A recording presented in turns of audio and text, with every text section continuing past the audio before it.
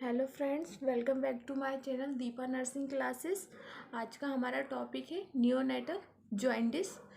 तो फर्स्टली हम देखेंगे normal value bilirubin in blood. Blood में ब्लूरुबिन की नॉर्मल वैल्यू कितनी होती है, क्योंकि जब हमारी बॉडी में ब्लूरुबिन का लेवल है वो इंक्रीज होगा तभी जॉइंटिस दिखाई देगा।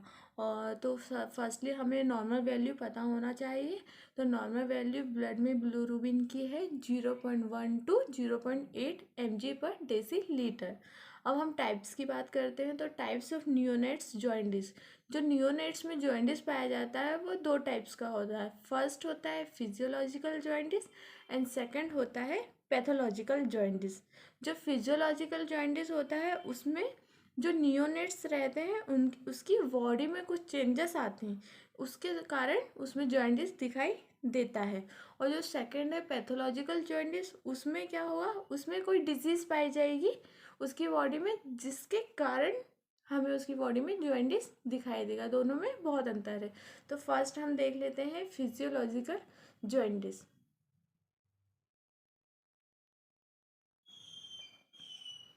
फर्स्ट है physiological jaundice. It appears mainly 48 to 72 hours after birth or within first week of life into term baby। जो फिजियोलॉजिकल जॉइंटिस होता है वो मतलब बर्थ के 48 टू 72 आवर बाद हमें दिखाई देता है। वो किसमें, टर्म बेबी में। जब टर्म बेबी जो रहेगा उसमें हमें फिजियोलॉजिकल जॉइंटिस 2 से 3 दिन में उसमें दिखाई देता है। और सेकेंड वीक आने तक ये उस सबसाइड भी हो जाता है अपने आप, क्योंकि हमने जैसे ऊपर बताया मैंने आपको कि ये बॉडी में जो चेंजेस होते हैं, फिजियोलॉजिकल चेंजेस होते हैं, उसके कारण देखने को मिलता है। अब इसका एक और रीज़न ये भी हो सकता है, जो it appear earlier into preterm baby in but not before 24 hour. जो प्री टर्म बेबी में है ये पहले देखने को भी मिल सकता है, लेकिन 24 आवर होने के पहले नहीं देखने को मिलेगा। मतलब यदि टर्म बेबी में 2 से 3 दिन में दिखाई दे रहा है तो प्री टर्म बेबी में ये उससे भी पहले दिखाई देगा, लेकिन 24 घंटे बीतने के बाद ही हमें दिखाई देगा फिजियोलॉजिकल जॉइंटिस। जो एडल्ट में आरबीसी का लाइफ स्पान होता है वो 120 डेज का होता है, बट नियोनेट में जो लाइफ स्पान होता है आरबीसी का वो 18 डेज होता है। इसके कारण क्या होता है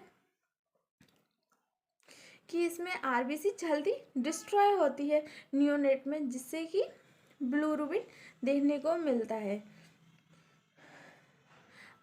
इसका और भी रीज़न है जो हम आगे देखेंगे।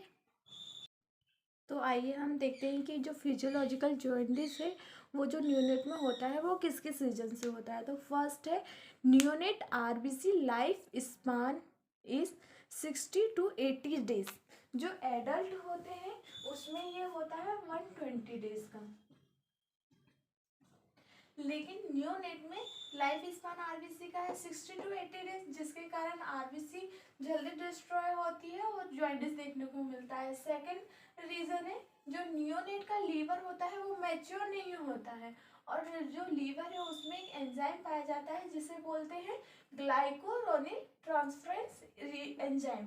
ये एंजाइम क्या करता है, जो ब्लूरुबिन रहती है इनडायरेक्ट वाली उसको डायरेक्ट ब्लूरुबिन में चेंज करता है, जिसके बाद वो यूरिन के थ्रू हमारी बॉडी से बाहर निकल जाता है। बट नियोनेट का लीवर मैच्योर नहीं होता है, उसमें चेंजेस, फिजियोलॉजिकल चेंजेस हो रहे होते हैं आफ्टर बर्थ, जिसके कारण जो ये वाला एंजाइम है ग्लाइकोरोनिल ट्रांसफेरेंस एंजाइम ये कम पाया जाता है। जब ये कम पाया जाएगा तो ये इनडायरेक्ट जो ब्लूरुबिन है उसे डायरेक्ट ब्लूरुबिन में चेंज नहीं कर पाएगा, और जब ये इसे चेंज नहीं कर पाएगा तो जो नियोनेट की बॉडी है उसमें इनडायरेक्ट ब्लूरुबिन की मात्रा बढ़ जाएगी और उसके बाद वो हमें उसकी स्किन में दिखाई देगा। इस प्रकार फिजियोलॉजिकल जॉइंटिस हमें नियोनेट में दिखाई देता है। जब 2 से 3 दिन होते हैं तो ब्लूरुबिन की मात्रा उसमें हो जाती है 6 to 8 mg/dL, and 6 to 7 days होने पे वो बढ़कर हो जाता है 12 to 15 mg/dL। But after 1 week ये सबसाइड होना चालू हो जाता है, क्योंकि फिजियोलॉजिकल चेंजेस कंप्लीट होने लगते हैं और न्यूनेट का लीवर मैच्योर होने लगता है, जिससे कि उसमें ये वाला एंजाइम बनने लगता है जो इनडायरेक्ट बिलिरुबिन को डायरेक्ट में चेंज करता है। और जब इनडायरेक्ट डायरेक्ट बिलिरुबिन में चेंज हो जाता है तो यूरिन के थ्रू ये न्यूनेट की बॉडी से बाहर आ जाता है। सेकेंड है pathological jaundice. Pathological jaundice develop with in 24 hour of birth.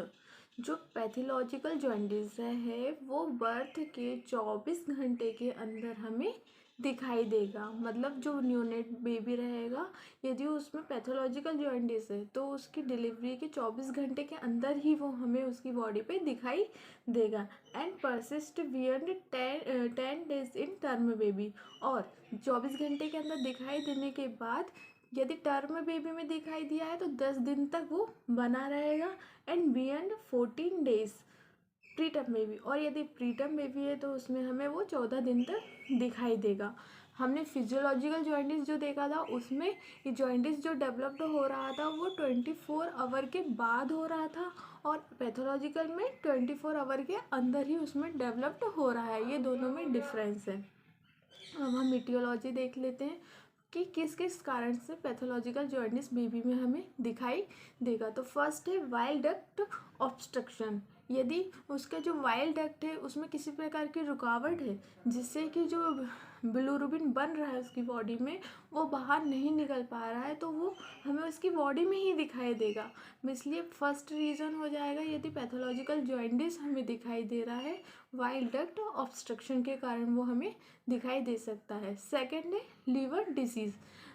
Already जो न्यूनेट रहता है उसका लीवर मैच्योर नहीं रहता है, मैच्योर होता है, और यदि उस कंडीशन में भी उसमें लीवर की डिजीज़ है तो उसमें जो बनने वाला एंजाइम है जो बिलिरुबिन इनडायरेक्ट बिलिरुबिन को डायरेक्ट में चेंज करता है वो नहीं पाया जाएगा क्योंकि उसमें लीवर की डिसीज़ है। इस कारण भी हमें उसकी बॉडी में जॉइंटिस देखने को मिलेगा। तो सेकंड रीज़न हो जाएगा पैथोलॉजिकल जॉइंटिस का लीवर डिसीज़। थर्ड है न्यूनेटल सेप्टिसीमिया। यदि न्यूनेट में उसकी ब्लड में सेप्टिसीमिया है तो इस कारण भी हमें पैथोलॉजिकल जॉइंटिस देखने को मिलेगा, क्योंकि पैथोलॉजिकल जॉइंटिस का मतलब है कि यदि उसकी बॉडी में कोई डिसीज़ है उस कारण हमें उसकी बॉडी में जॉइंटिस देखा जा रहा है तो उसे पैथोलॉजिकल जॉइंटिस कहेंगे।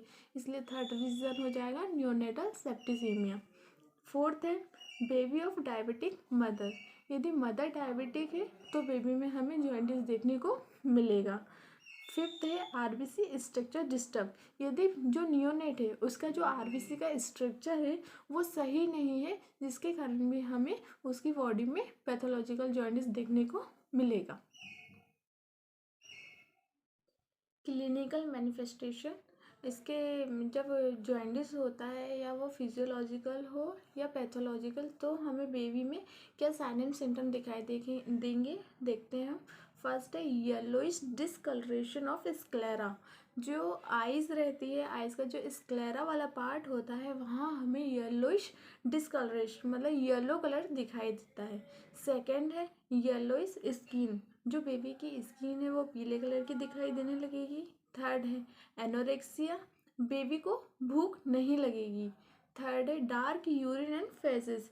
जो बेबी यूरिन है और जो फेसेस रहेगा उसका जो स्टूल रहेगा वो हमें डार्क कलर का दिखाई देगा। फिफ्थ वन है इरिटेशन। बेबी में हमें चिड़चिड़ापन दिखाई देगा। मैनेजमेंट। अब जब ये जॉइंटिस बेबी में हमें दिखाई दे रहा है तो हम उसका क्या मैनेजमेंट करेंगे।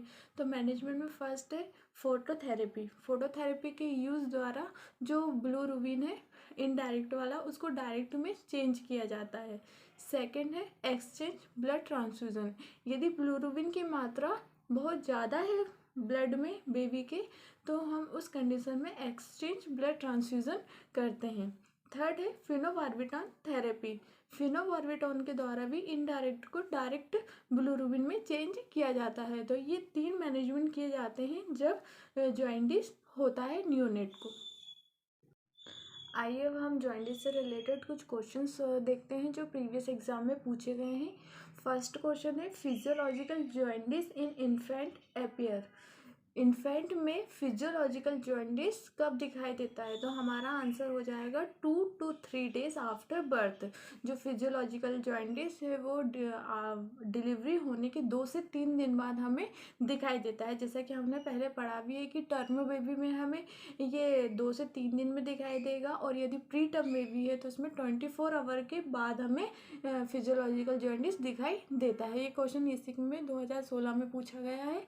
सेकंड क्वेश्चन है physiological jaundice subside in term baby. Term baby में फिजियोलॉजिकल जॉइंटिस कितने दिनों में अपने आप ही सबसाइड हो जाता है? तो हमारा आंसर होगा 7 डेज ऑफ बर्थ, क्योंकि 7 डेज ऑफ बर्थ जब जन्म के 7 दिन के बाद जो लीवर होता है वो मैच्योर होने स्टार्ट हो जाता है, जिसके बाद जॉइंटिस का लेवल जो रहता है हमारा न्यूनेट की बॉडी में कम हो जाता है। इसलिए हमारा आंसर होगा 7 days of birth. Third question है which drug is used into jaundice to decrease level bilirubin. Neonate में बिलिरुबिन का लेवल कम करने के लिए कौन सी ड्रग यूज़ की जाती है? तो हमारा आंसर हो जाएगा फिनोबार्बिटॉन। क्यों हमने अभी मैनेजमेंट में देखा था कि जॉइंटिस को कम करने के लिए हम फोटोथेरेपी, एक्सचेंज ब्लड ट्रांसफ्यूजन और फिनोबार्बिटॉन थेरेपी यूज़ करते हैं। तो जो फिनोबार्बिटॉन थेरेपी है वो फिनोबार्बिटॉन ड्रग्स है जो 5 mg/kg के अनुसार यूज़ की जाती है।